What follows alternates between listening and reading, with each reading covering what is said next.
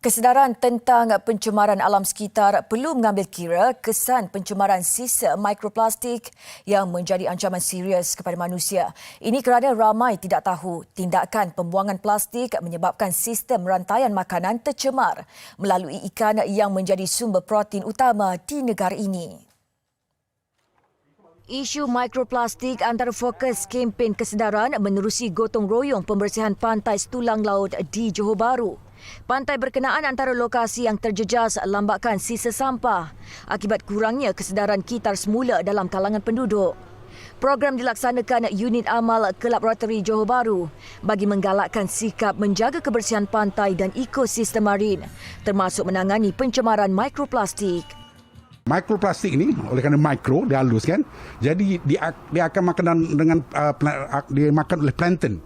Ikan-ikan akan makan plankton dan ikan-ikan ni pula kita pergi tangkap dan kita jual, kita makan. Itu yang dalam kajian kita ada nampak bahawa dalam darah manusia sekarang antaranya pun ada najis dalam manusia mengandungi mikroplastik ini. So, saya rasa satu kelemahan ialah kesedaran tu mungkin kurang sikit. Sebab saya sendiri pun tak tahu mana yang boleh recycle, mana yang tak boleh recycle. Kan barang-barang macam kan, kalau adakan aktiviti macam ni memang bagus lah. Patut diadakan lah sering. Semua benda perlu bermula daripada rumah. Rumah is orang kata apa, tempat yang paling asas untuk mewujudkan kesedaran tersebut. Kalau di rumah kita dah dedahkan kepada anak kita tentang kita semula clean up, bila mereka pergi keluar tak jadi masalah, mereka boleh amalkan. Peserta turut diperkenalkan inisiatif Kita Recycle yang memberi penembusan ganjaran kepada pengguna apabila mengitar semula 25 jenis barangan termasuk kertas, tin aluminium, plastik, sisa elektrik dan elektronik.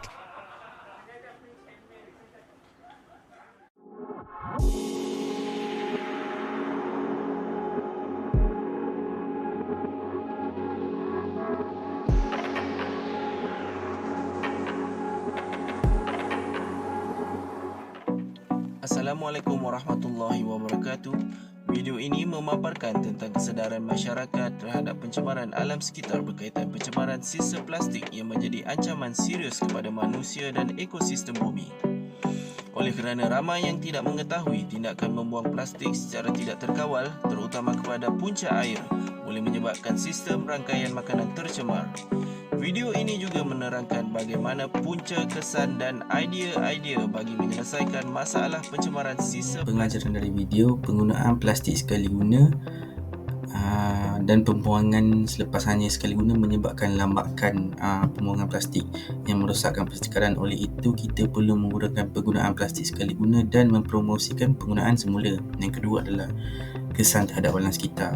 Plastik mengambil masa 400 hingga 1000 tahun untuk terurai. Ini membawa kesan buruk kepada persekitaran seperti menyekat aliran air longkang atau sungai, membawa kepada masalah lain yang lebih besar iaitu seperti bencana banjir. Yang ketiga adalah pengurusan sistem plastik. Kita perlu memahami bagaimana untuk mengurus sistem plastik dengan betul. Ini termasuk konsep 3R iaitu reduce, reuse dan recycle, dan bagaimana untuk melaksanakan dalam kehidupan seharian. Yang keempat adalah pendidikan dan kesedaran. Pendidikan dan kesedaran tentang isu ini adalah penting. Melalui pendidikan, kita dapat memahami kesan negatif pembuangan sistem plastik dan bagaimana untuk mengurangkannya. Yang terakhir adalah tanggungjawab bersama.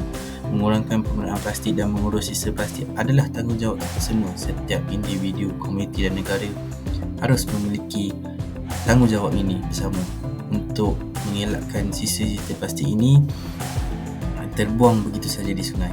Warahmatullahi wabarakatuh. Nama saya Muhammad Iqbal, OSD nombor 395846. Impak kepada pelajar. Masalah kesihatan. Pencemaran udara dapat menyebabkan masalah pernafasan seperti asma atau alergi yang boleh mempengaruhi kesejahteraan pelajar di sekolah. Pencemaran air dan tanah dapat menyebabkan masalah kulit seperti ruam atau alergi yang dapat mengganggu kesihatan pelajar. Ketidakselesaan fizikal. Kualiti udara dan air yang buruk dapat mencipta persekitaran sekolah tidak selesa, mempengaruhi kebolehan pelajar untuk fokus pada pembelajaran. Peningkatan keselamatan.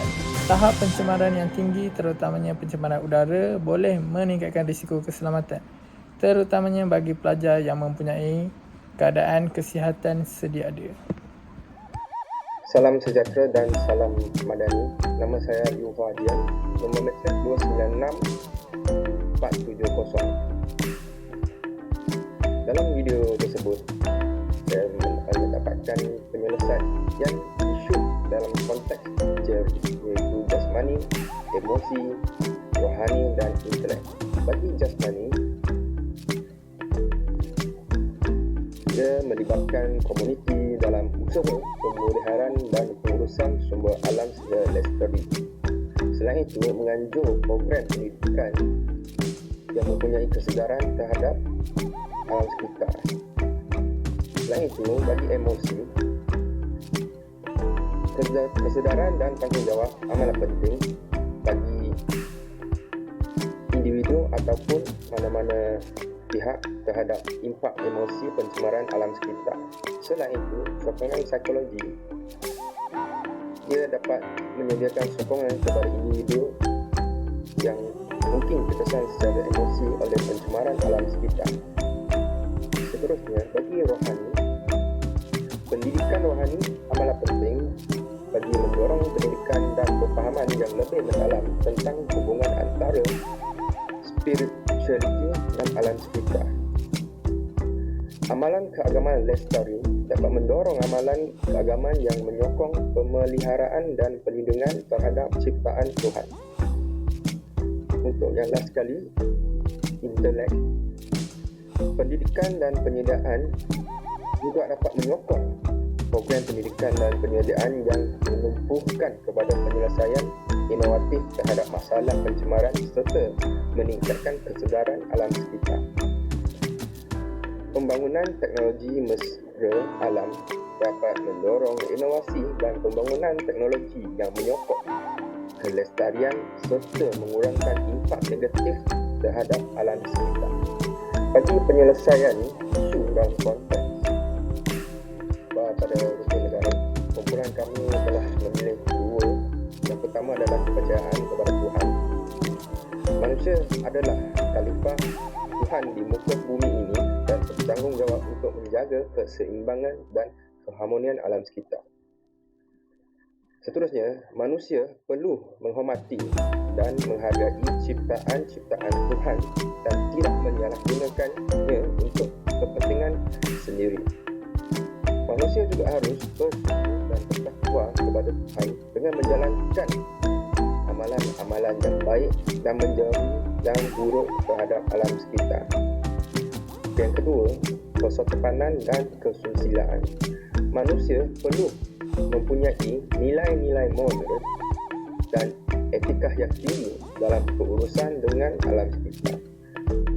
Walau bagaimanapun, manusia juga perlu bersikap sopan, hormat, bertimbang rasa dan bertanggungjawab terhadap alam sekitar dan makhluk lain yang berkongsian alam sekitar dengan manusia. Selain itu, kita juga perlu mengamalkan budaya hidup yang sederhana, hemat dan berhemah dengan menggunakan sumber-sumber alam sekitar dan mengelakkan pembaziran dan penggunaan yang berlebihan. Manusia juga perlu menanam sikap cinta dan sayang terhadap alam sekitar dan menjadikannya sebagai amanah yang perlu dijaga dan dipelihara. Berikut merupakan pembelajaran kendiri yang diperolehi dari tugasan. Pertama adalah amat penting untuk kita mengutamakan pemeliharaan dan penyelenggaraan alam sekitar kita selaras dengan prinsip dan nilai teras yang dianjurkan oleh falsafah alam sekitar. Kedua, setelah pemerhatian dibuat, menjadi jelas bahawa adalah penting bagi setiap lapisan masyarakat untuk secara konsisten menghulurkan bantuan antara satu sama lain dalam usaha mencapai kesejahteraan keseluruhan dalam. Dari tajuk pembelajaran kendiri yang diperolehi dari tugasan. Seterusnya kita dapat memahami kesan pencemaran sisa plastik terhadap alam sekitar dan ekosistem. Kita juga mendapat maklumat tentang bagaimana plastik boleh merosakkan ekosistem marin, mengancam hidupan liar dan menimbulkan masalah alam sekitar yang lain. Ianya juga mendatangkan kesan negatif kepada rantaian makanan manusia akibat pencemaran plastik. Yang terakhir, kita juga dapat mengetahui tentang penggunaan alternatif plastik mesra alam seperti plastik, kompos serta penyelesaian untuk menggantikan plastik konvensional. Kita juga dapat menerokai inisiatif global dan tempatan yang bertujuan untuk mengurangkan penggunaan plastik dan mengurus sisa plastik dengan lebih baik. Contoh inisiatif termasuk kempen pengurangan plastik sekali guna, program Kita Semula dan pembangunan teknologi untuk menangani sisa plastik.